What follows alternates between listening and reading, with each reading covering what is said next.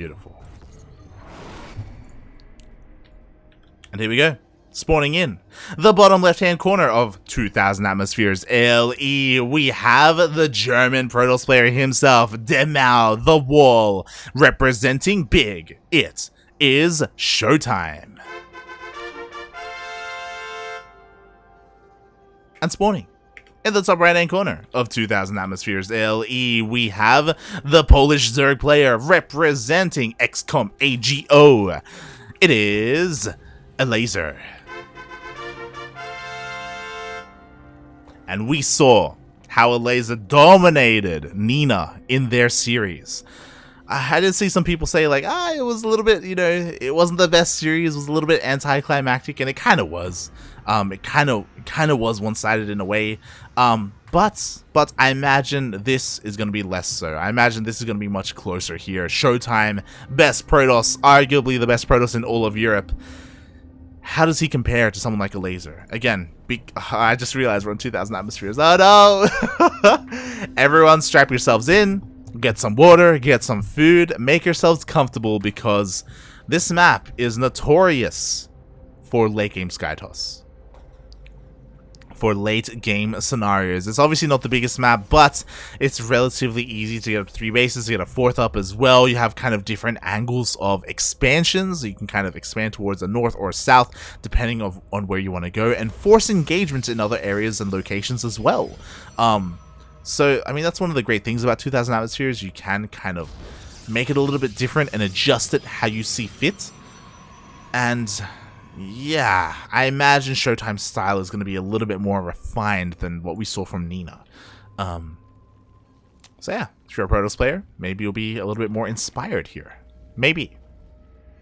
We'll see if Elazer can find some success when it comes to his early or his big queen pushes that he's been favoring in the previous series.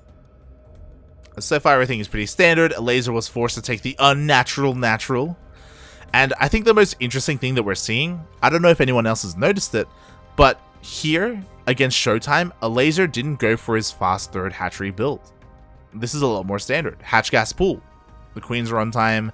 The creep thread is going to be on time. Everything's a lot more standard. He doesn't feel confident enough, or it feels like, maybe I'm reading too much into it, but it feels like he doesn't feel confident enough to go for that kind of greedy opener here against ShoWTimE.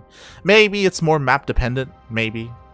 I don't know if it's just that or if he's also taking into account his opponents, but yeah, just interesting that he's doing that here, especially because he did it every single game against Nina. Meanwhile, it is going to be a Stargate opening here from ShoWTimE. Now, are we going to see full SkyToss like we've seen earlier?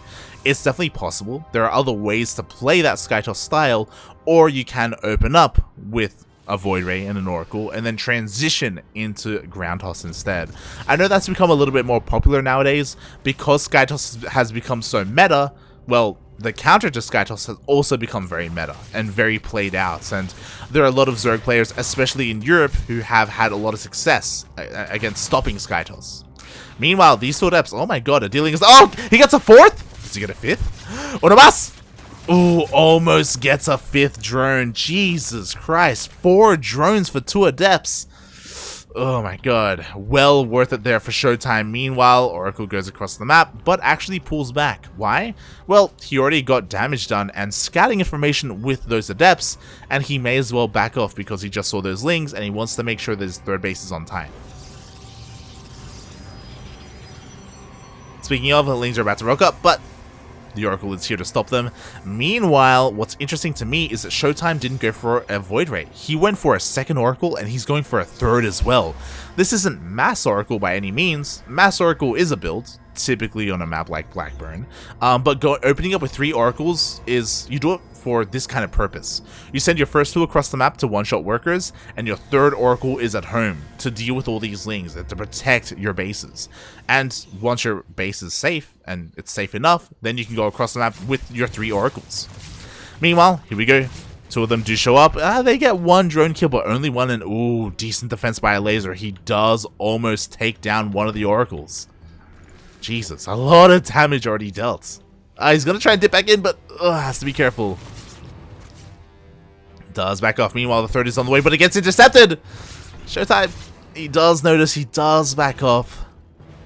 And so far, the Oracle defense has been pretty good from Elazer. He's got 1 spore in each base.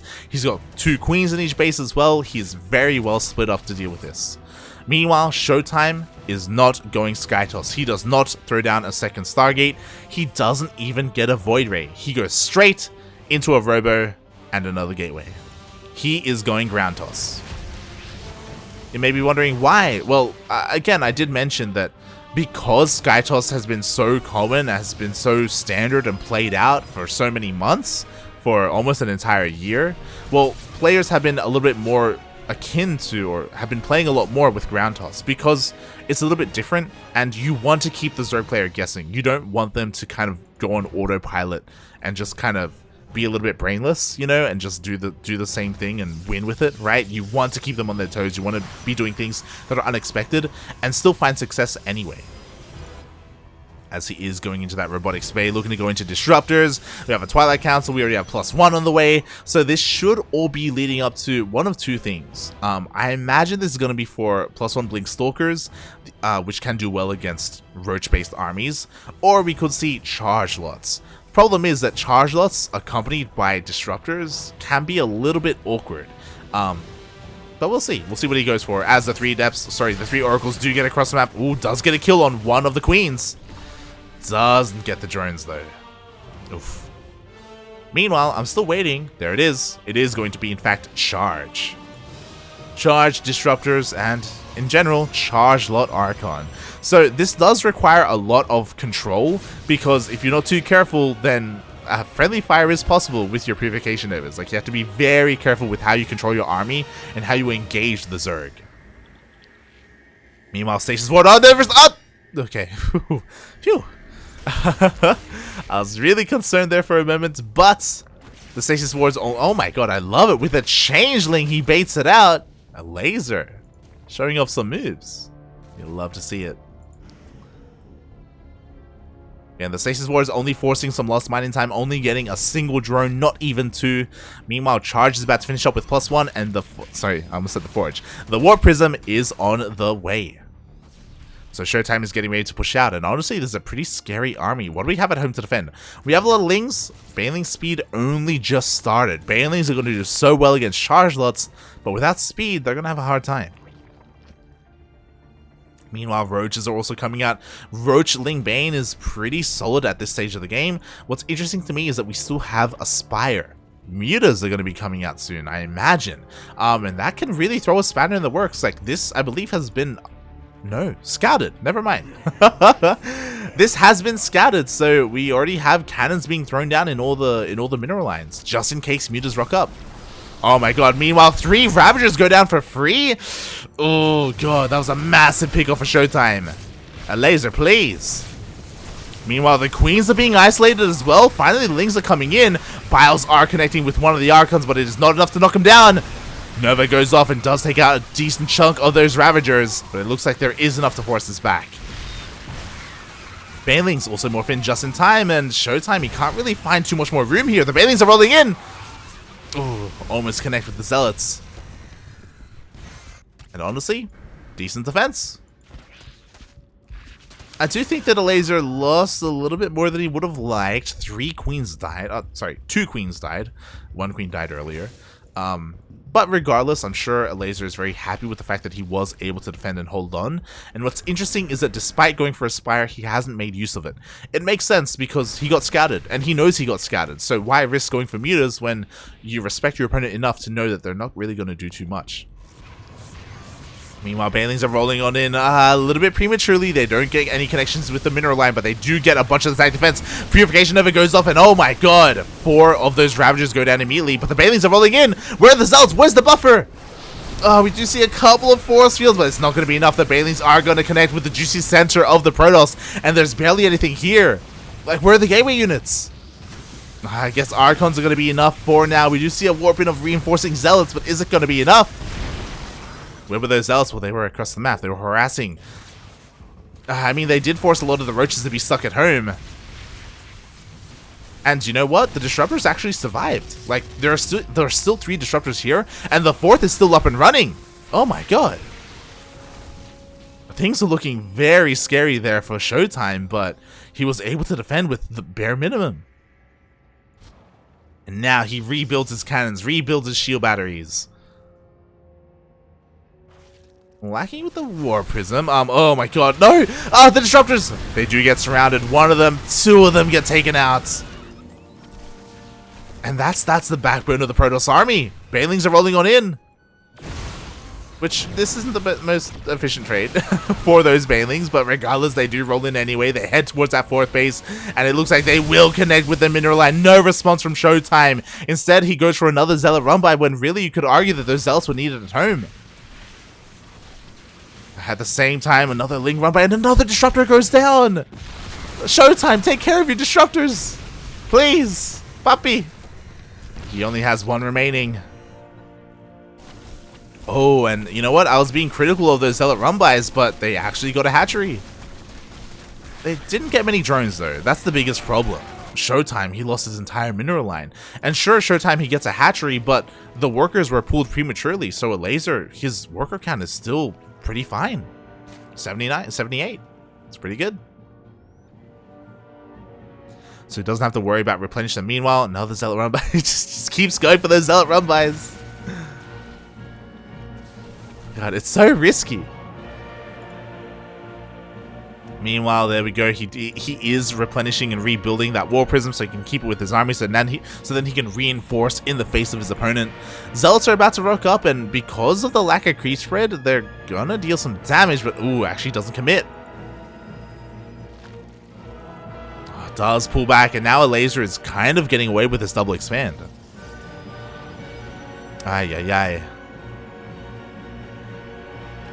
Meanwhile, Elazer, he rotates around, is still threatening this 4th base. A lot of Banelings, and they're going to roll in. The army's not in position to stop them. And they do connect. Oh god, they just go for the workers. Maybe not the best choice. Only 3 drones go down. At the same time, Zealots finally come in. They somehow avoid these Roaches. Roaches will clean them up, but finally, ShoWTimE actually dealing some significant damage. 13 drones. It took a while to happen, and I was afraid that it just wasn't going to happen, but he pulled it off. God, that's a lot of Archons. God, that's a lot of Archons. Ling Bane is coming in, but Ling Bane isn't really what you want against this. Speaking of Ling Bane, bit of a run-by, head towards the 3rd base. Sorry, natural. And there's not that much here to defend.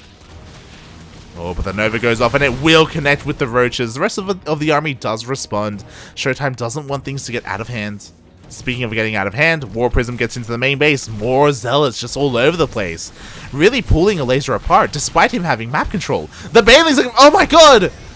The Banelings get caught out! Not just by the Disruptors, but also by the Archons. So many of them get knocked out. Taken out even. Oh god. ShoWTimE, I feel like, was up against the wall earlier, but now, again, all these Banelings go down for free. They get nothing. They get 1 Zealot. Oh, God. Elazer with a little bit of miscontrol with his army. Like, these are expensive losses. He is rebuilding those Banelings, and to be fair, he's going for another run-by, but I'm really concerned about this main push. Banelings are rolling in once again, but to face Archons, they all go down. The Disruptors are still standing strong. All the Ling Bane is being cleaned up, and now there are only a handful of Ravagers left. Meanwhile, that run-by is actually getting a little bit out of hand. But GG gets called anyway. He knows he can't stop the main army, and ShoWTimE will take game number 1. As this was happening, there was also a Warp into Zealots in the main of Elazer. It's so interesting how, for the longest time, it felt like ShoWTimE was stuck at home struggling to defend, going for Zealot run-bys and having those run-bys accomplish nothing. And then, just slowly over time, his defenses were getting better and better. He was getting more stacked defense. He was keeping his Disruptors alive. He was getting more Archons over time. Like, they weren't dying, so the Archon count was getting insane. It was getting ridiculous. Up to the point where this aggression and these run-bys from Elazer were just becoming that much too inefficient. Also, the fact that Elazer lost like 20 Banelings for free, like that, that didn't help. That was a bit monk-ass.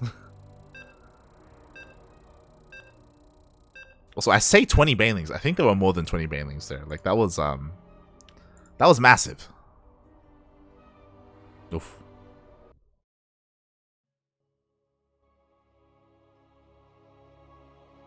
Need one win from ShoWTimE so I can go to bed in peace. A lot of ShoWTimE fans in the chat. Oh god, let's go. I mean, you know what? He's already up 1-0 in this best of 5 qualifying match. In the top left, we have the German Protoss. Representing Team Big, it is ShoWTimE. And spawning in the bottom right hand corner of Berlingrad LE, we have the Polish Zerg player representing x-kom AGO. It is Elazer.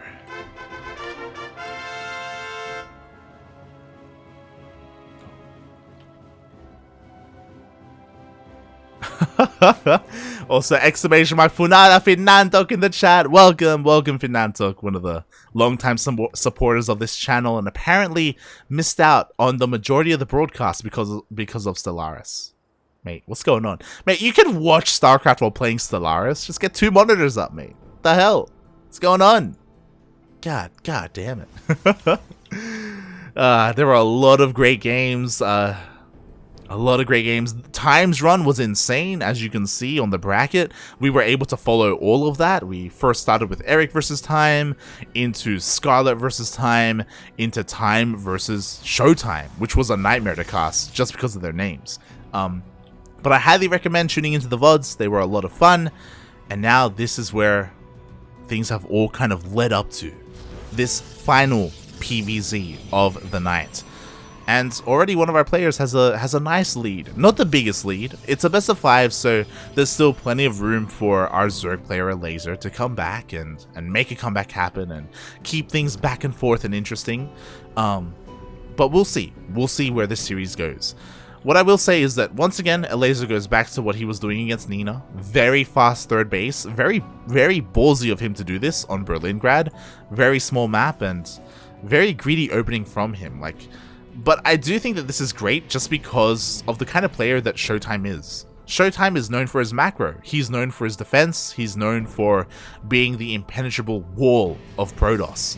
The shield of ire, if you will. That's what stats was, but you know, I mean, stats is in the military now, so Dimal, if you will. So because of that, why not be greedy? Why not just take a fast third base like this? You know, are you really going to be punished for it? I want to say no. Well, but we'll see. As ShoWTimE does scout this, he does confirm this with his probe. We'll rock up with his adept, try and deal some damage, try and bypass this initial queen and get into the main. Because again, there is only one queen. Because of this build, your queens are delayed, but there is only one adept, and it's going to be difficult to find too much damage. Second adept is on the way though. United, they can one-shot workers. As he's trying to sneak into the mineral line. Oh, can he get any drones? Oh, almost gets one. But doesn't in the end. Instead, he shades into the natural, meets up with the other adept, and just like that, 3 drones go down in the blink of an eye. Not just 3 drones, but also a handful of lings. And can he escape? Oh god, the focus fire is there, and only a single adept will get out. But trading 1 adept for 3 drones, well worth it here in the early game. And the aggression has not stopped because we have another adept to meet up with the first. We do have an oracle coming out as well instead of the void ray, and it does seem like ShoWTimE is fond of the multiple oracles. He's like, mate, I don't care about your overlords. You can see whatever you want. I'm still gonna get damage done. Oh, so the first oracle is headed towards the main base. There is no spore at the third, so maybe he can abuse that later on. There's no spore in the main either, but there are plenty of queens. Oh god, but the adepts get into the natural. Oh, completes a shade, and he's gonna get plenty of drones. Oh god, they're forced to fight! Oh no, Elazer, no, not like this! The Oracle is gonna run into its death, so at least he snipes the first Oracle. But 10 drones! 10! Oh god. Elazer being pulled apart by the aggression of ShoWTimE, and he's not done. We still have that second Oracle, we still have a third Oracle that's on the way. There's still so much more potential for damage. Behind this ShoWTimE, he's just getting his third up. He doesn't. He's fine. What's Elazer gonna do? Harass with 4 slow lings? Meanwhile, ShoWTimE is just waiting for that second Oracle. Do we have spores? We do have spores. Finally, not in all the bases, only the natural for now. Main and third are still a little bit exposed, but the Oracles dive straight into the natural base. Does see the spore, and now he's wasted a decent amount of time. So actually, the spores aren't ready yet, but instead goes for the revelation. Oracles will live to kill another day, as he just keeps an eye on the drone count in all the... Oh my god. ShoWTimE, please. A little bit idle there with his control. Almost loses an Oracle for free. But he keeps an eye on the drone count, so he's well aware of, hey, you know, you have more than, say, 50 drones. You're not going for a big all-in, not yet. You're just getting saturated, and you're just getting more bases up. Meanwhile, once again, ShoWTimE avoiding the Sky Toss and going for Ground Toss instead. Immortals on the way. I imagine Charge once again with +1. Robotics Bay. Everything that we saw from Game 1, except he's getting there in a much easier way. Like, because of all this economic damage, Elazer's just kind of been stuck at home and he's been forced to re-drone time and time again. Now, I'm not saying that ShoWTimE is running away with this. Like, you still have to respect your opponent, and because it's Berlingrad, like, these pushes can still hit incredibly hard, but he's just doing such a great job at minimizing that risk. Minimizing that threat, I should say. Meanwhile, ShoWTimE comes across the map. He's got an Immortal, he's got some force fields, he has the high ground. If he wants to, he can just force field the ramp, like so. He's looking to take out this hatchery, and maybe he can. Well, instead, he splits his attention a little bit. He will get a queen. The queens don't have enough energy for transfuse. Yo, if the Oracles wanted to, they could activate. They could just go to town. Lings are not long for this world. Queens are coming in, but again, they don't have any energy. The queens try to focus down these Oracles, but oh god, they really do struggle to deal with this. In the end, reinforcements are enough to push this away, but like, that was getting a little bit out of hand. Oof. And again, forces Elazer to just make nothing but army. But he does at least keep this base up and running. His drone count is honestly looking pretty good. But ShoWTimE's is looking a little bit better. Being near equal with workers in a PvZ? Mate.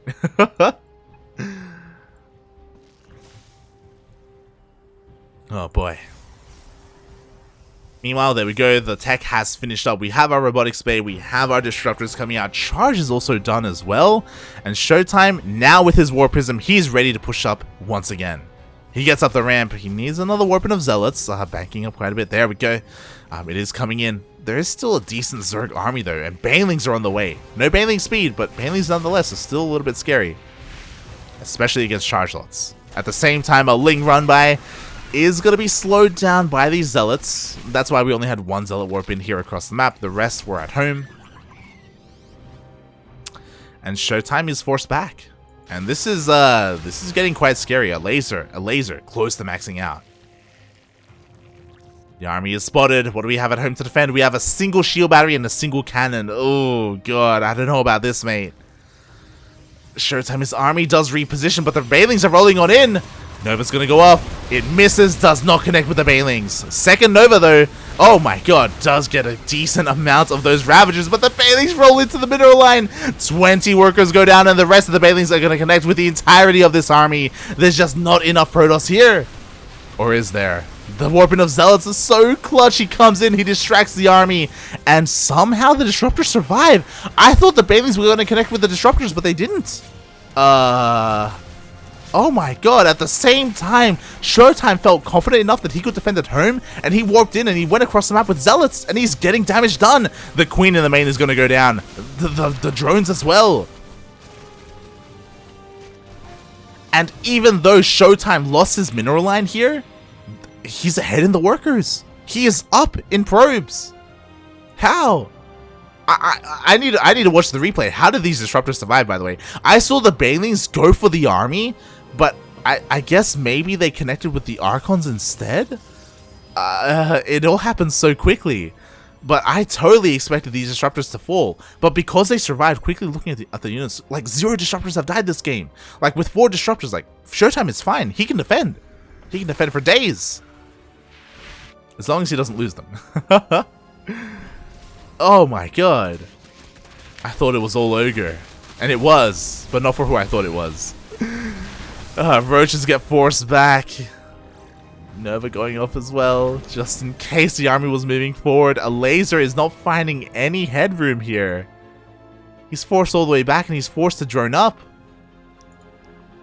And throws down that Spire. This Spire has been unscouted, so this could be the game-winning move for Elazer if he banks up and if he goes for a big muta switch.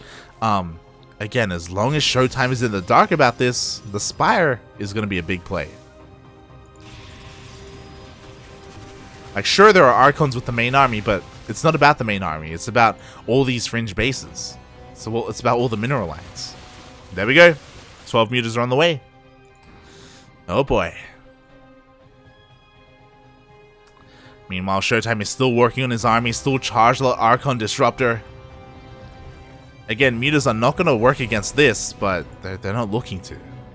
So let's go for a bit of a run by. Ooh, the Zealots will overwhelm all of these Lings and the Roaches. At the same time, Zealots hit the 4th, the 5th base, and the main. Zealots all over the place, and the army is completely out of position. Now in comes ShoWTimE with all these Archons. The mutas have been spotted, and there is no way for Elazer to save this base. Not just the base, but the entire mineral line goes down. Oh my god. Just the way that ShoWTimE pulled this off. He just completely pulled the Elazer apart, and now he's got nothing. He's going for a counterattack with the mutas, but Phoenix production has already started. Here we go. ShoWTimE, he's not happy with just one base, not happy with just 28 drones. He goes for the Evo Chamber. It's going to go down. +1 melee is not going to finish, and he can just keep going. He can go for the army. The Nova goes off. No! There's no splits! The splits are not there! Oh my god, the Roach Ravager is going down. GG gets called, and ShoWTimE takes game 2. Wow.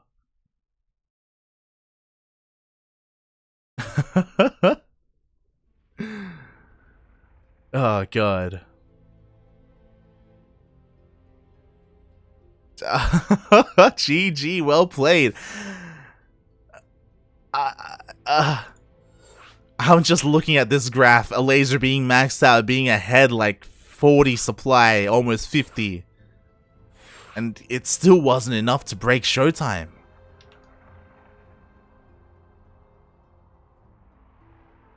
Also, I apologize if this score is confusing people. Hold on, there we go.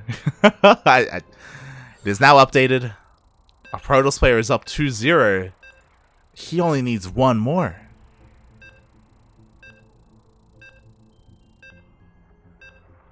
He is so close. One more win is all he needs to qualify for the main event, for DreamHack Last Chance. The last chance all these players have to earn EPT points and be a part of the World Finals in IEM Katowice. And here we go. We'll see if this is going to be one of those players that's going to be a part of that main event. Spawning in the bottom left-hand corner of Blackburn LE, we have the German Protoss player, The Wall, the Shield of Ire. That is not really his nickname, but it's fine, don't worry about it. Representing big, it is ShoWTimE. And spawning in the bottom right-hand corner of Blackburn LE, we have the Polish Zerg player. He is blue, representing x-kom AGO. Down 0-2 in this series, he needs to win this game or he is not just out of the qualifier, he is just out of life. I haven't seen his EPT ranking. I don't know how close he is to qualifying for IEM Katowice, but I'm sure he needs those points. It is Elazer. Oh.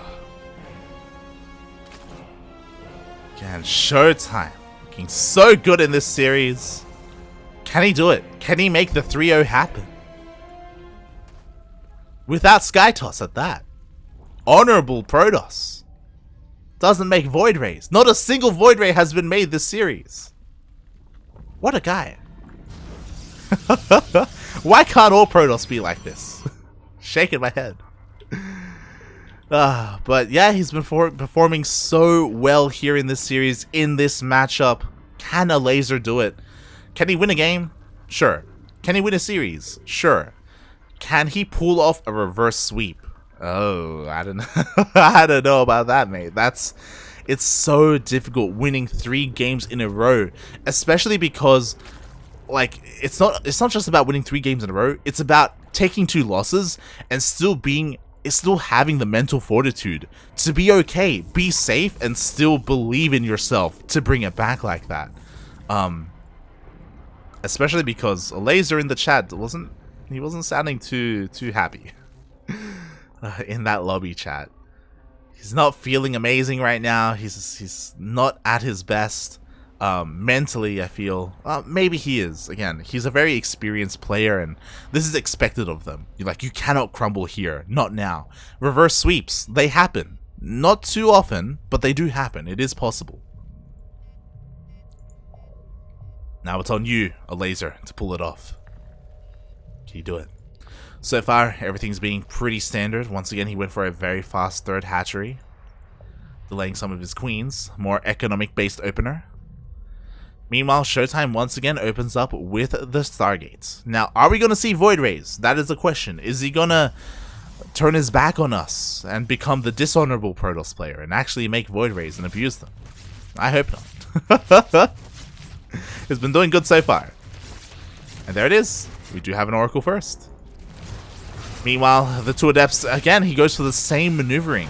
Does get 2 drones for the price of 1 Adept. Not bad. Not as much damage as Berlingrad, but we didn't really expect that to happen.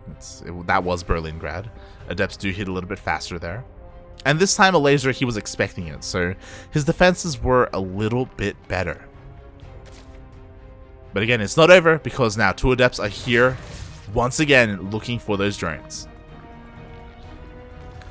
Looking to shade into the main base. It looks like the shade will complete, and with this, he's going to try and get a drone up, but he is denied. The Lings rock up just in time to zone them out, block them, deny them.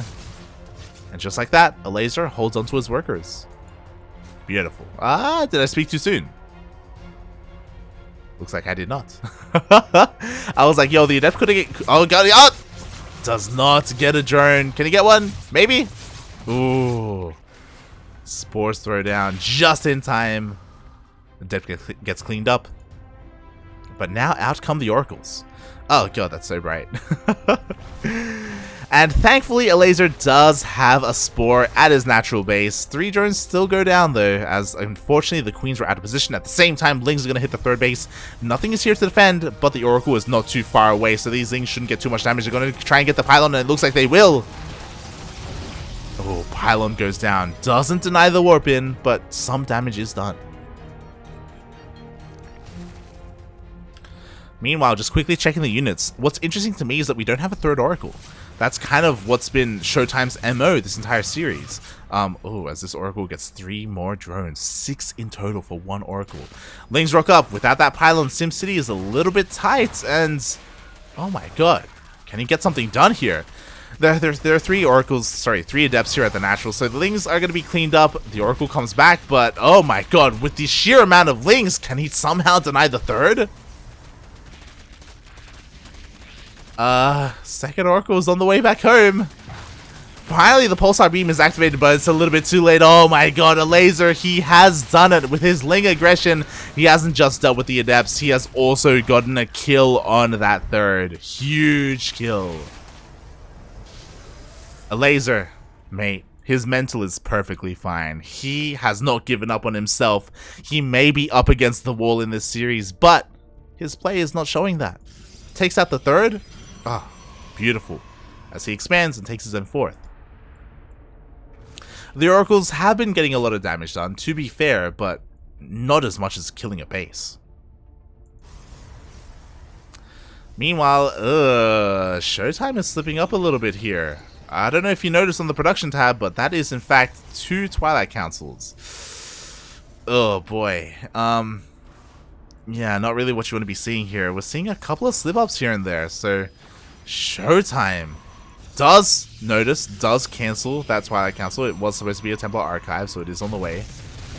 But the Lings are just relentless. They're just not stopping. And finally, the Oracles do come back, and they're going to deal with this, but like the aggression from Elazer has been insane, and if he's going to be working on like a big push, like he's setting himself up so well to hit this 3rd. Like, creep spread has been undeterred. Like, we have a Spire on the way for Corruptors, I imagine. Most likely Mutas. Plus on melee is on the way, so he's going for a more Ling Bane focused composition. A more harassment focused composition. And harassing he has been doing. ShoWTimE's been struggling a little bit more here. Meanwhile, he is still trying to get into Charge the Archon, and I mean, that is a great composition to go up against Ling Bane, I feel. But it's going to take a while to get there. What I will say is that these sentries are going to be amazing. Because of Elazer focusing a little bit more on +1 melee, I don't know, the likelihood of him having Ravagers to deny these force fields is going to be a little bit lower. So, again, engaging with the army is going to be that much more difficult for Elazer, I feel. Meanwhile, Oracles dip in and, oh my god, again, 6 drones go down and a recall out. How many drones have died this game? 17! 17 drones! I don't know how ShoWTimE does it. Like, sure, he's been taking his own losses, but like, because of this harassment, he is still in this. Not in the best position, but I mean, again, he's not rolling over. He's not taking this on his back, mate. Meanwhile, we do have the Mutas on the way. Quickly checking the vision here. The Spire was scouted by those Oracles. Honestly, a pretty important scout. Mutas are coming out, but thankfully there are already Phoenixes in production to help meet them. Oh god, the Mutas are gonna catch the War Prism. No, he's in the slow zone. Oh, Elazer? He will still catch this. But at least ShoWTimE gets an eye on the Muta count. That's why he actually stopped Phoenix production. He didn't know how many Mutas were going to be coming out. He didn't know how much he had to commit. And now he's trying to rebuild. Meanwhile, that's a lot of Mutas. 15 Mutas on the way. Alongside this crowd, now we know the Archons! One Archon gets caught out. A second as well. ShoWTimE, you cannot afford these losses. Not like this! 2 Archons go down for free, and they were supposed to be the anti-air for the Mutas, and now there's only a single Archon, and that is not going to be enough. Elazer, he is maxed out. He's here across the map with all these Roaches. Force fields are doing a really good job at keeping this at bay, but how many force fields can we really get? Oh my god. Roaches, they finally get past them. Gonna be able to clean up all of these Zealots. The Mutas apparently weren't able to clean up the ground army, though.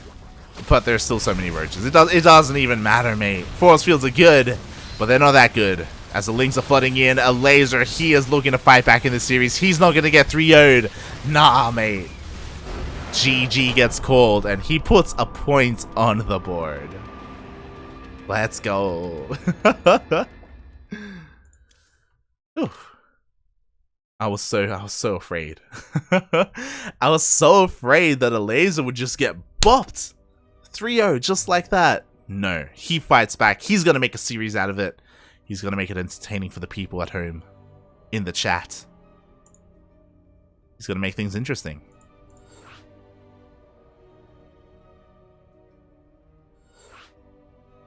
And yeah, that was a little bit uncharacteristic from ShoWTimE.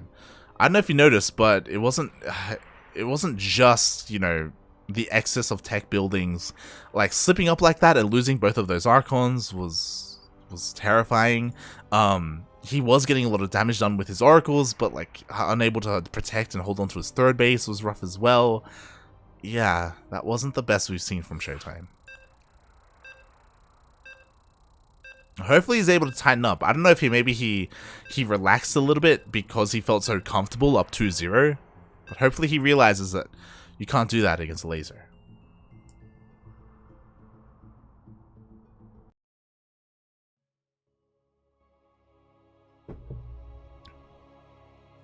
Oh my god. Meanwhile, quickly checking the bracket here.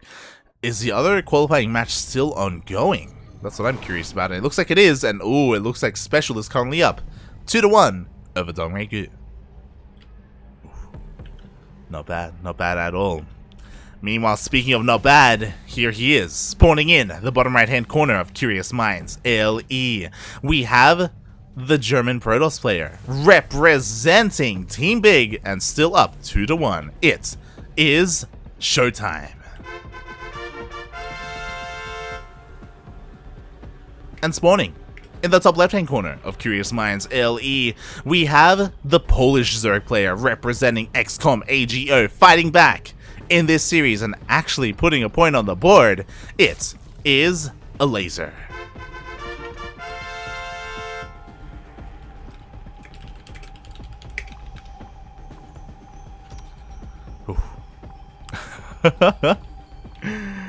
Oh my god. Here we go. Are we going to go all the way to that ace match? I was talking so much in game number 3 about the ability to pull off a reverse sweep and how difficult that is and how it has happened historically, but not too often. Elazer, he's close to pulling it off. Just needs one more for that ace match. Can he do it? We'll see. Ooh, as ShoWTimE does go for a probe scout, does confirm that it is a hatch first, but a hatch pool gas, not a hatch gas pool. Interesting. So Elazer going to be prioritizing his queen a little bit more over his tech. ShoWTimE going to stay out here at this third, going to delay it for as long as possible, because he did recognize that Elazer was going for a fast third, but he is going for the other location, and the hatchery will go up undisturbed. Bit of a feels bad man for ShoWTimE. Sure, he wanted to delay it, and eventually he will scout the location of it. I imagine the probe will head down there. But at least Elazer is able to get his build going unhindered, undisturbed, all that good stuff, and get into this game, game 4. Oof. And I have to wonder if ShoWTimE is just gonna keep doing the same thing, because like. Earlier today, I was talking about how there are some players who they have a certain playstyle and a certain way of approaching a matchup, and they just do it game after game after game. Regardless of what happens, they just do it over and over again. But there are others who kind of mix things up, and they can open up with Stargates, they can go double Stargate, they can go for Twilight Council openers, Glaive Adepts, they can go into Blink Stalkers, like, they can be a little bit more diverse, and it feels like ShoWTimE is not one of those players. He's like, figured out like his playstyle, and it's like, you know, this is how I do it, this is how I do things, and sure, he's still going to scout, and he's still going to adapt, but like, he has kind of like a core concept that he still adheres to. And so far, that's what it seems to be, because once again, Stargate opener, once again, Oracle. He's not trying to play around with any Void Rays or any Skytoss like that. Meanwhile, the Adepts get into the natural base, and oh my god, the workers are forced to fight. Not like this. 4 drones are gonna go down. Oh my god. Elazer was not prepared for those Adepts at all.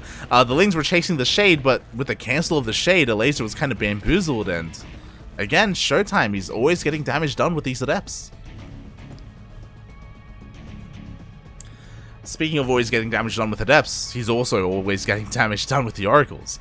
This time he's playing a little bit safer, and I don't blame him. Let's be real, ShoWTimE losing that third was devastating. It was awful. It was really kind of the domino that caused like everything to just crumble before him. So now he's playing a little bit safer. He's staying at home with his first Oracle. Second Oracle is going to come out, and now together he moves out across the map. Again, delaying his aggression a little bit, but just being a little bit safer at the same time. Meanwhile, this Ling actually sees both Oracles move out, and you know what that means? That means the Lings can harass across the map. It's a very nice vision here, very nice decision making by Elazer. Queen's already in position, we already have a Spore in the main base as well, so oh my god, he's just so ready for this. Meanwhile, the Lings rock up, but this time instead of 1 Adept, there are 3. So again, ShoWTimE taking his third base much more seriously. Meanwhile, we have a third Oracle that's about to join up, and ShoWTimE hasn't found any damage yet, but with the power of 3 Oracles, even if there's a Queen, it may not matter. Like, ShoWTimE can just focus that down and kind of brute force it. Well, it has to be careful. Goes for a Revelation. Another Ling run by is being set up, but again, with 3 Adepts and an Oracle, these Lings aren't going to be finding much damage. They get a Transferring Probe, and ooh, think about heading towards into the natural, but we have some sentries, we have shield batteries, the Adepts move out! But with the support of the Oracle, ShoWTimE forces all this back, and he will hold on to his third. Oh, god. He's taking this much more seriously. Just constantly constantly tagging the army as well. So he does see the Roach Warren, he doesn't see the Evo Chamber behind the Mineral Lion, so he is a little bit in the dark, but again, he's just gotten so much scouting, he gets an eye on the timing of the lair. Once the lair finishes, he's going to be going in to make sure there's no Spire. Lings get 2 probes, which is something, I guess, but that was a decent chunk of Lings. ShoWTimE once again is looking to go into those disruptors. He's got his sentries, got his immortals. I imagine eventually into charge. Charge isn't on the way yet. Oh god, but the surround of the queens takes out one of the oracles. I don't know if you want to shade, buddy. There we go. Doesn't shade, doesn't commit. And what I did notice is that ShoWTimE's like overall tech is a little bit later compared to the previous games. But I do think that part of that is just because of how safe he's been playing. So he's given up on faster tech for a much more secure economy, which obviously does kind of, I feel like is a smart way of playing this out. I mean, despite having some room and despite like he can afford a loss here, ShoWTimE, you know, would much rather just close things out in this game. Doesn't want to take any risks. As he's getting himself set up for a 4th base, we do see a scout, and this will not see all the tech. So decent denial from ShoWTimE. We even have a, oh my god, we even have a Phoenix on the way. Interesting choice. Once again, we do have that Spire, and I mean, it's been scouted. Ooh, and it is cancelled. So nice decision there by Elazer. Because he knew he got scouted, he will not commit to a Spire. But based off of what we saw in the last game, I don't think ShoWTimE is going to commit to the Phoenixes. Like, he's making a handful now, but from what we saw last game, he only makes a handful of them, and he doesn't make more until he confirms that there is a Mutaflux. Meanwhile, Link's trying to go for a run by, meets the main army instead. Elazer is getting himself set up. He wants to hit this 4th. ShoWTimE can afford to lose it though, to be fair. And he actually sees none of this. He has so limited vision here towards the south, and we should see a cancel of this 4th. The army is responding to this, but it's too late. He was completely out of position. We see the cancel, and we're going to see a kill on a bunch of this stack defense. Yo, is Elazer going to keep going? Oh my god. Looks like he will not commit, just happy with the cancel for now. And ShoWTimE, this actually supply blocks him pretty heavily. Oh my god. ShoWTimE actually gives up on that position, which I don't blame him. This is like the hardest base to take. This is an awful base. Just because there's a ramp right next to it and it's so wide open. So I respect ShoWTimE for just giving up on that and expanding towards the north, but the Lings are about to show up. Oh god, and the Banelings as well! Banelings are rolling in towards the mineral line, and it looks like the force field does protect them. Oh my god, that was so close. Lings are going to be harassing, and at the same time, Elazer wants to push into the natural base, but there is a wall, there is a shield battery, there is an overcharge. He does not find a way in. He does cancel the 4th though. Elazer doing a very good job at keeping ShoWTimE on 3 bases. And again, Elazer is maxed out. ShoWTimE desperately needs another base, but he's just not getting it. And unlike last time, he just hasn't been able to go for these run-bys. Instead, Elazer is the one with the map control. He is the one dictating the pace of this game. And once again, getting himself set up for another massive Ling run-by. God, that's a lot of Banelings. That's a lot of Banelings. That's a lot of Banelings. Oh, God. Show me the Novas. Show them. Nova goes off. Oh, and it does connect with the Banelings. The force fields are looking pretty good as well. Banelings don't find a way in, but the Lings do. And we're going to see another cancel. Jesus. Like, what can Elazer do? Especially because, like, he's trying to expand here towards the south, but there's creep. He can't take a base here. It's not going to happen. See, he tries. Oh, God. Ay, ay, ay. And to be fair, this is all you have to do as a Zerg player. Just deny the 4th. Just keep denying the 4th and tech up. One big fight, though, and ShoWTimE can just go for a counterattack, so Elazer has to be careful. Lingbane Roach Ravager is good in the mid game, doesn't scale well into late game.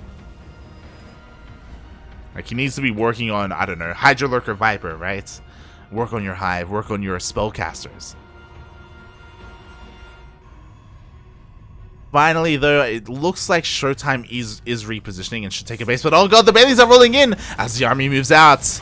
Oh my god, the force field is insane. Can he get to the force field? The Baileys! Oh god! Oh, they will get in. The force field was questionable. 20 probes go down. Finally, Elazer gets some damage. And ShoWTimE hemorrhaging probes.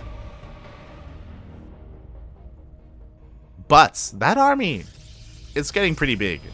ShoWTimE is getting ready to move out. Finally, after like 5 minutes of staying at home and defending, he can move out across the map. He is vulnerable to these run-bys, and oh god, the creep is getting out of control. We do see more Baileys head towards the mineral lines. Oh god, the sentries, can they force field? They don't have enough energy. They can't do it. Oh no. The sentries go down. The mineral line goes down again for the second time. The worker count is just not getting up high enough. But again, mate, does it matter? Like, ShoWTimE's army is still big. Like, he's got to go soon. He can't just stay at home like this and just keep taking loss after loss. And finally, it's go time. Finally, it's ShoWTimE. He's here. He's deep in creep. He has how many disruptors? He's got 5 disruptors, a lot of Archons, a lot of hallucinations as well to tank all those Banelings.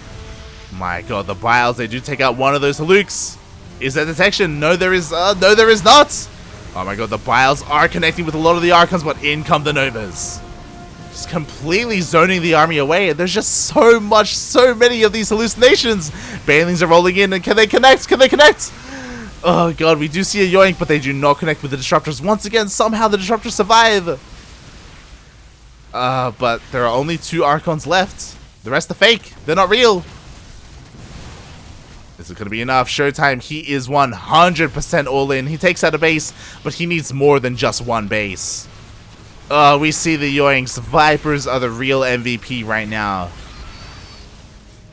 And I think Elazer's done it, mate. Like, there's no way. Banelings roll in once again, and this time they do connect with the army. And there's almost nothing remaining here. Sure, the Phoenixes are able to kill the Viper. That's cute. But this is it.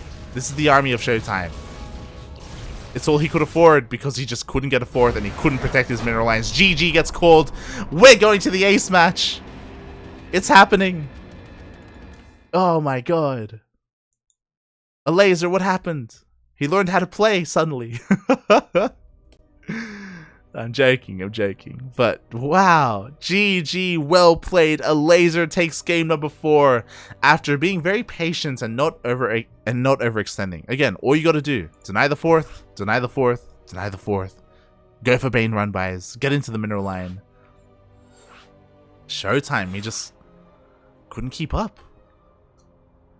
Oh my god. And now we're going to game 5.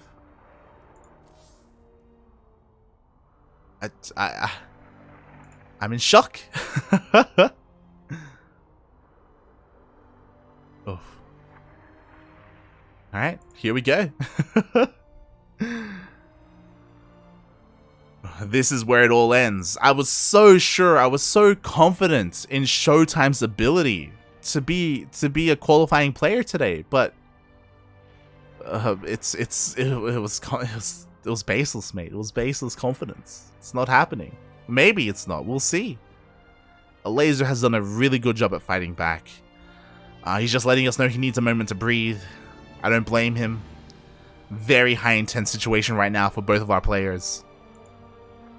Like, this is a pretty important match. Like, DreamHack last chance. It's the event right now. It's where you want to be if you want to be a pro player. If you are a pro player, I should say. You know what's insane? Winning this qualifier secures $1,200. Top 16 get paid out in DreamHack. Top 16. He is so close. 1.6k. That's not bad. Sorry, 1.2k. Oh, and here we go. We're getting in. Do you hear that? That's the countdown timer. Elazer's back. He's ready. Posture check, everyone. Make sure you stretch your roaches, have plenty of water, and get ready for the final game of the night. Oh boy. And here we go. Spawning in the bottom left-hand corner of Hardwire LE, we have the German Protoss himself, supposedly the best Protoss in all of Europa, of Europe, representing big. It is ShoWTimE.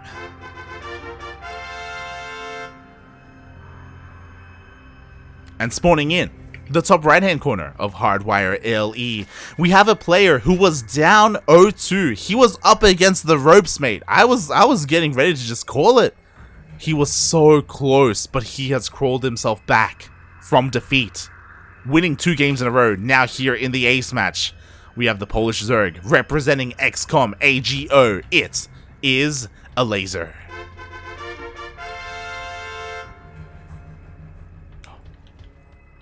Yeah, the mental fortitude of this man is insane. It's incredible. It's what you need if you want to be a pro player, mate. You cannot let losses phase you. And it looks like they hadn't. He's ready to go. Best of 1, essentially. In a way, best of 1. Obviously, there's a lot riding on this. Both of our players, I'm sure, are fatigued. They're both from Europe. You know what time it is in Europe? It's like 3 a.m.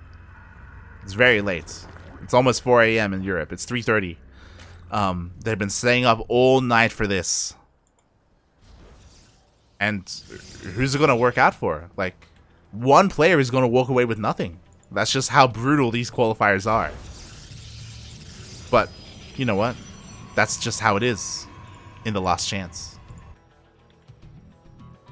Oh boy.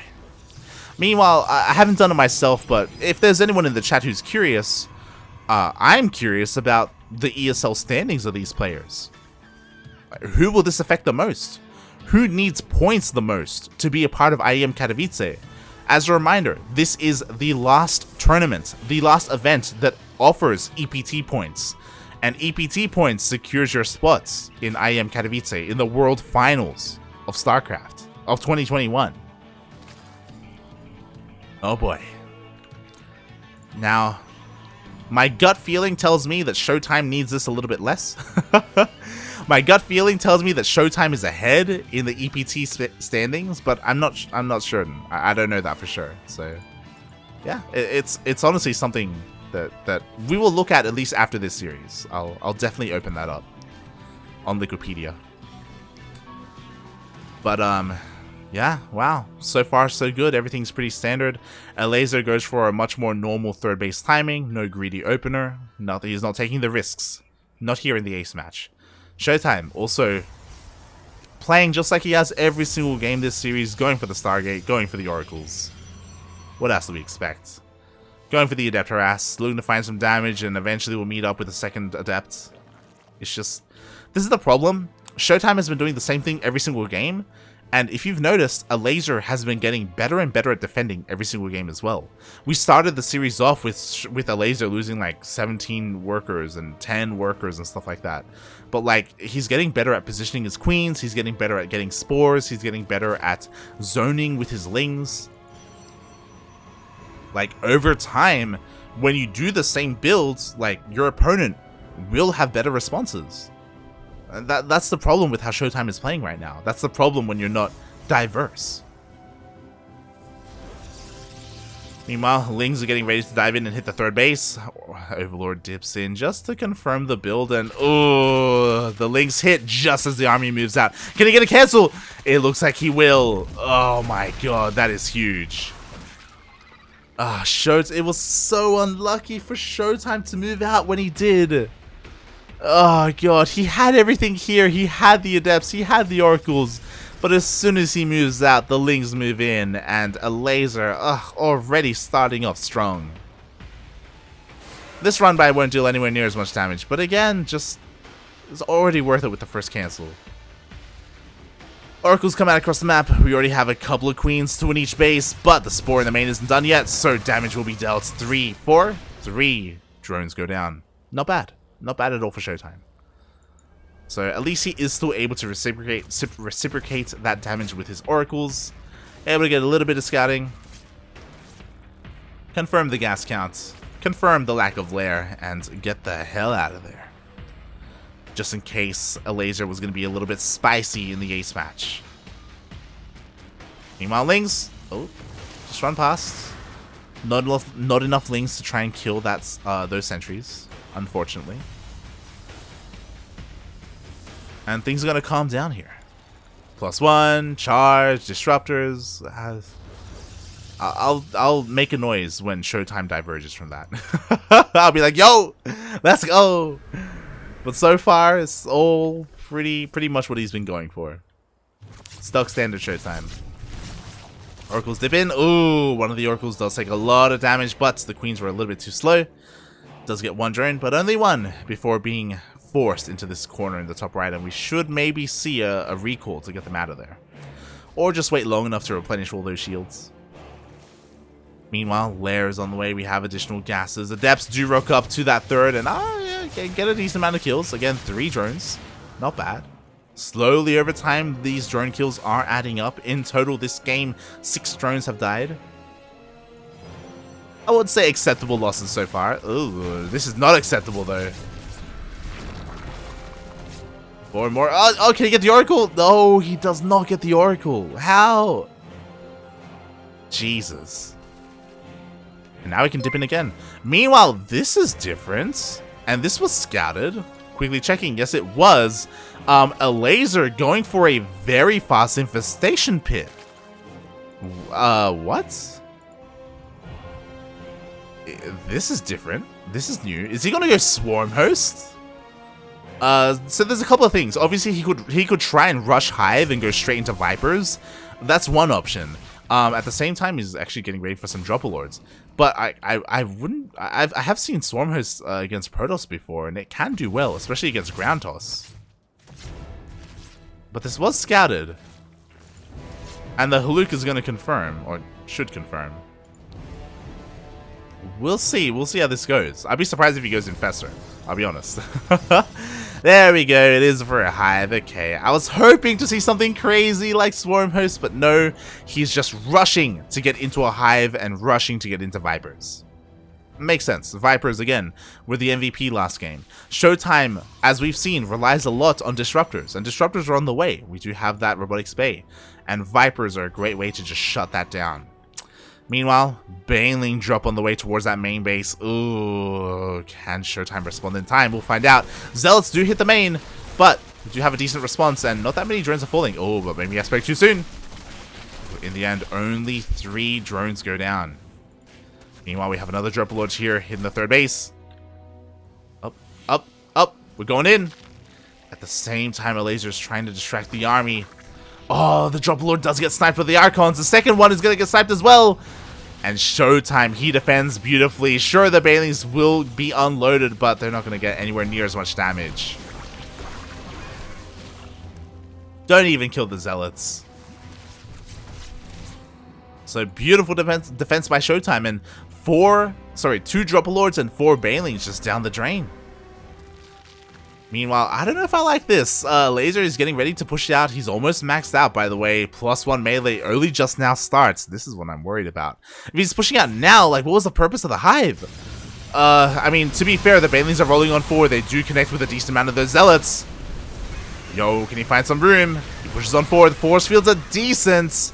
The Archon stands strong. Solid control there by ShoWTimE, keeping all of these probes alive, keeping them away from the Banelings. But in comes another wave. Again, I'm shocked by the Hive. Like, okay. They're trying to push in again, but the force fields are doing such a great job at keeping Elazer at bay. Buying ShoWTimE so much more time. Here we go, Banelings rolling in once again. Oh god, they're trying to intercept, and they will connect with those drones, with those probes, sorry. 11 probes will go down. Oh my god, the Biles killed 2 of the Archons! Oh, ShoWTimE, please! Losing Archons like that, he cannot afford to do so. Elazer immediately re-maxes, and now he's getting ready to keep on pushing. ShoWTimE, he loses his 4th base. Oh god, forces another cancel. We've seen this before. ShoWTimE needs his fourth. And Elazer just pulling him apart. And you know what? Plus on melee, it's right around the corner. It will impact this fight. Oh, Jesus. Meanwhile, the Baneling's rolling on in once again. Connecting with Archon's not a good trade. But it's fine to be a little bit inefficient because he takes out the fourth anyway. Like, ShoWTimE just doesn't have any gas. He just doesn't have the economy to just keep rebuilding. Like, Elazer's just going to keep this up. Again, sends off some Lings. Ready to deny a base just in case there's one here. He's going to be feeling so good at the fact that there is none. Meanwhile, ShoWTimE, in the midst of all this chaos, is going for a Zealot run by. Very bold of him to try and pull this off. We'll see if it works. Zealots are going to hit this base, and ooh, there's nothing here. Elazer responds with his army. He comes all the way back home, and this is going to give the opportunity for ShoWTimE to try and get a fourth up. There it is, bottom right. Hatchery will go down. Looks like these roaches will be able to clean this up, but Elazer is still here. He didn't go all the way back home. Maybe he should have, because now we have Zealots in the natural. Oh god, Banelings are trying to roll on in. Can he do it? Can he break the Protoss? Oh god. He's trying desperately to. The Archons are falling. Yo, with the death of the Archons, that's the buffer that he needs. Zealots are trying to roll in, but they run into Banelings. Oh my god. We do have Overcharge popped, and Overcharge is keeping everything alive. Elazer cannot break through. He's trying, but he can't. He can't do it. All the reinforcements were stuck at home. If these were across the map, then maybe he would have been able to break the defenses of ShoWTimE, but because of that Zealot run by, everything was at home. And you know what? That fight was in the middle of the natural and the third, which means the fourth is getting up. He's done it. This was the goal of ShoWTimE. All he had to do was defend long enough to finally get another base up and running, and it's happening. Meanwhile, Elazer had such a strong lead, but after losing a hatchery and not doing anything with his hive, like, he's in a really rough place. He's still stuck with Ling Bane Roach Ravager. Ling's rock up, but it's too late. We have cannons. He's gonna try, but now the army has repositioned. There's no way. The fourth is the fourth. Oh my god. ShoWTimE, he's brought himself back into this game. Elazer's trying to pull his army apart. I do appreciate that. Oh, almost gets a free Archon. Actually, will get that Archon. Storm is done though. Storm against Roaches, not the best unit, not gonna lie, not the best spell.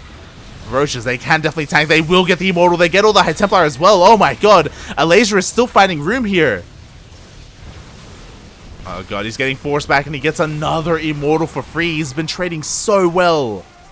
And there's only 2 Immortals left and there's nothing to protect them. The army is diving on top of them. There is no War Prism to keep them alive either. We see a Warp into Zealots. Is it going to be enough? It looks like it will not. Elazer, despite the defenses of ShoWTimE being so good, despite getting a fourth up and running, the entire army of ShoWTimE is falling. At the same time, massive Zealot run by. 22 drones go down. Maybe even these bases. But doesn't matter because of the main army. Like, ShoWTimE still doesn't have a way to deal with this. Elazer has to be careful though. He doesn't want to waste his time here. Like, mate, go for the natural. Just stop at the third. Just keep going.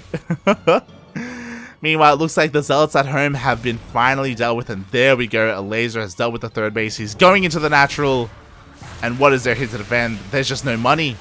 ShoWTimE, he's broke. He warps in a couple of Archons at the fourth, but not at the third, which means everything at this third base is going to fall. What a series we've had here. Like, even in this game, like, it was like, yo, if ShoWTimE gets his fourth up and running, he's good, he's solid, he's golden. But it was not the case. GG gets called. He does it. I didn't think he could do it, but Elazer pulls off the reverse sweep. He was down 0-2 and he brings it all back and he qualifies for DreamHack Last Chance. GG, well played. Congratulations, Elazer. The reverse all kill. Oh my god. Where's Iskar? Where's my admin? GG.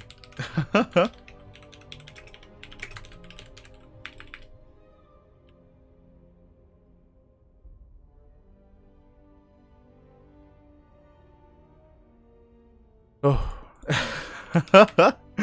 GG, well played. Congratulations. Congratulations to our qualified players. That was such a hard fought battle. Elazer, he was down 0-2. He was dead, mate. He was dead and he brought himself back. What a beast. What a guy. What a player. Congratulations. Oh god, and he's not the only one. He is the last one to qualify because in another stream, in another world, in another region, over in the land of the Americas, Dongrei Gu knocked out Special 3-2, and DRG is also another player to qualify for DreamHack Last Chance. A bit of a feels bad, man. I know we wanted some NA representation in DreamHack Last Chance. And Mexico is a part of North America, but Special just barely couldn't cut it against DRG, barely didn't make it through, and feels bad, man, feels bad. Ooh. But congratulations to all of our qualified players. Nice diversity. We had Time from China, Max Pax from Denmark, Dongrei Gu from Korea, and Elazer from Poland. Congratulations. Congratulations, everyone. What a day of StarCraft. It went the distance. We had some highs, we had some lows. Overall, a lot of amazing games, and I hope everyone in the chat enjoyed themselves. I hope that if you want to tune into some of those matches, check out the VODs on Twitch. All of the VODs are saved here, so you can check them out. They will eventually be put and uploaded to YouTube, but it'll take some time. Our YouTube VODs are a little bit delayed, so they will eventually be there, but again, if you don't want to wait, Twitch is the place to be. I know VODs on Twitch aren't that great. I get you. But regardless, what a day of StarCraft. And before we close out, I did want to keep an eye on, I did want to check out the EPT rankings. Let's have a look here. Exclamation mark me in the chat if you want to have a look at the brackets. And let's check out the ESL global standings. No, I want to look at the European ones. Europe. Okay, so I was curious, and yes, ShoWTimE does have more EPT points than Elazer. So this was more important for Elazer when it comes to standings and when it comes to overall ESL points. But what is scary, as I'm quickly looking here, it looks like ShoWTimE was not a sure thing. ShoWTimE does have a lot of points, but depending on other players, it's possible that he will not make it to IM, I think. From what I can tell, it looks like his spot isn't secured. It's not 100%. It depends on a bunch of other players like Elazer, like Skillus, Soul, Uthermal, Vanya, or Ratata nowadays, I guess. Ugh, I hate that name. Gung-Fu Banda and Petit Drogo, and Lambo as well. So it looks like depending on how other players perform, ShoWTimE, it's unlikely, but it's possible that he won't make it. So that's kind of scary. Basically, ShoWTimE's fate is in the hands of other people, of other players. So that is always a scary thought. Regardless,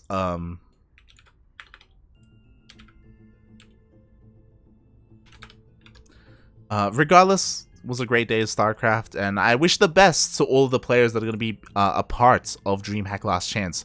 I know it's going to be an amazing tournament. There are plenty of Koreans, plenty of Europeans, and plenty of others. I say others because that's Time from China. Unfortunately, there's no one from NA that's going to be a part of DreamHack Last Chance, but that's just how it goes sometimes. A little bit unlucky, a little bit unfortunate that, I mean, Estrella, Scarlet, and Special were all here, but they couldn't make it through, unfortunately.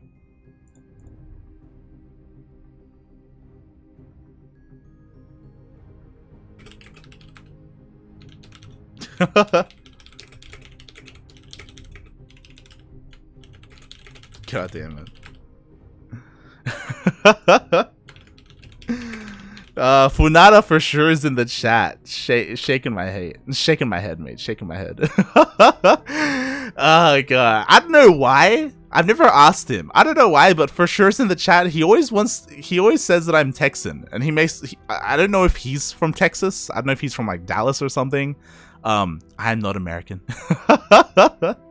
I am Australian. I'm Aussie, and my background is Peruvian. So both of my parents are from Latin America. That is where my accent comes from. It's like a mix of Aussie, but also a mix of like Latin American influence, so it sounds a little bit different. I don't have your traditional Aussie accent that other people have. If you're wondering, But oh god. But yeah, GG, well played everyone, well played. And oh god, I'm just trying to catch up. Sorry, I didn't notice, but thank you so much, Biomo, for the raid as well. I noticed the pings during the game, but yeah, thank you so much for the support. I hope you also had a great time casting, a great time covering your matches, Biomo. He was covering Dongregyu versus Special. Again, massive shout out to the other community casters that covered this event, like Biomo, like Rotterdam, Pig, and Renegade X. I know Steadfast was here at the very beginning, but I think he only casted a single series due to technical issues. It seems that his internet went down, so a bit of a feels bad, man. My heart goes out to Steadfast, but regardless, you know, we still had plenty of other people to provide coverage, and it was great. Oh. Meanwhile, okay. And Thorn is clarifying that ShoWTimE will be there in IM. It just depends on the seeding. Seeding is basically where it's at. But yeah, in the end, what a day of StarCraft. It was a pretty long day at that. I should also update this. Hold on. Oh, sorry. Now it's finally updated on the stream. But yeah, what a day of StarCraft. In total, 5 hours. 5 hours of solo casting was insane. Oof, I'm so tired, and I'm so hungry as well. I need to go get some breakfast. But yeah, thank you everyone for joining me. Typically I have a co-caster, but today I was stuck solo casting, and honestly, we had a good day. It was a fun day of casting, and I can't wait to get into more casting, but that won't be for a while. A lot of our weekly tournaments have wrapped up for the holidays. So if you're tuning in for the first time, we typically cast weekly tournaments for North America, Latin America, Oceania, Southeast Asia, and Korea. But our tournaments are coming to an end so that everyone can enjoy their holidays and have a bit of a break. So our next broadcast won't be for a while. We also cover amateur events for Diamond players and Masters players as well. Fun fact. But our next broadcast is not scheduled until the weekend. Our next tournament is going to be ESL Open Cup Asia. Someone in the chat was saying that it's okay, there's still a way to earn some points, and you're not wrong. It is the ESL Open Cups. So ESL Open Cup Asia, Europe, and America. They are still events that are going to be running. They will only provide points for a couple more weeks though. For a couple more weeks, and then they will stop providing points and only provide money once DreamHack Last Chance finishes. ESL want to set it up in such a way where DreamHack Last Chance is actually the last way to get EPT points. The weeklies will dry up when it comes to that, so they will only provide money. So that's why there are only a couple of weeks left where these weeklies will provide those very, very important points. And yep, just confirming, our next broadcast is going to be on Sunday, ESL Open Cup Asia, number 103. So yeah, that's going to be our next broadcast. That means we're going to have a bunch of downtime, and I'm going to spend that time sleeping. Oh god, we've been pretty intense. We've been casting StarCraft every single day for the past week. And I have to catch up when it comes to editing VODs and preparing things for next year, preparing for the Ducklings Showdown. We're also commissioning some logos as well, because we are working on some exciting things next year. Look forward to a new tournament series, and look forward to the Ducklings Showdown. That is, of course, an invitational tournament that we're going to be running January 8th. So make sure you pin that on your calendars. We still haven't announced what kind of invitational it's going to be, but stay tuned. Keep an eye on our social media because we're going to be posting and we're going to be talking about it in the coming days. With that, thank you everyone for watching. I appreciate the support so much. Less than 3.